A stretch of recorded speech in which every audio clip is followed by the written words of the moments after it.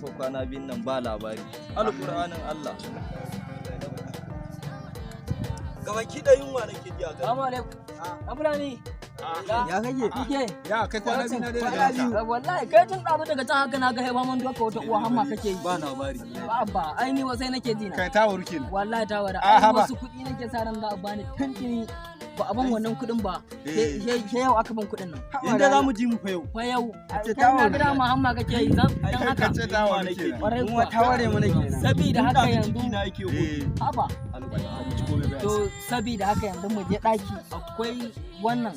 An haɗa rikiɗi ba. Zan haɗa muku rikici ba. Ah, haba. Ai kar ku da Wannan surutun banza kuke dan Eh, ai mu je kawai. Ai ku nake ga muku tawaru. Normal ba ku da matsala. Ku shigo. Za mu ci daɗi. Ba ku ci daɗi. Wallahi tallahi.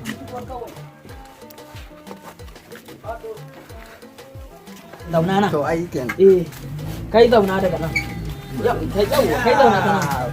Yawwa kai zauna a nan, kai zauna a nan, kai zauna a nan. To ba da mu. Yanzu zan je in haɗo ku. Zan buga muku haɗi mai kyau. Kar ku damu ainihin tawaru. Ku jira ni.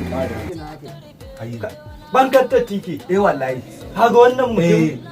Wannan dan iska ne. Mu yau shekara 3 muna tare da shi. Tunda muke ne ba mu taɓa cin ko sisinsa ba. Kai.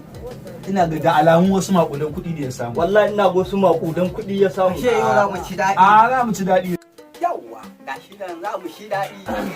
Ai, na ɗan daɗe ko? Wallahi. Ba ku da matsala. Ai, wannan girki ku ɗebe hisar. Ku ci girkin nan ne zan je in yi soyayyen dawo. Kar ku damu. Kar ku damu ku ci girkin nan sak. Kare mutane. Ya.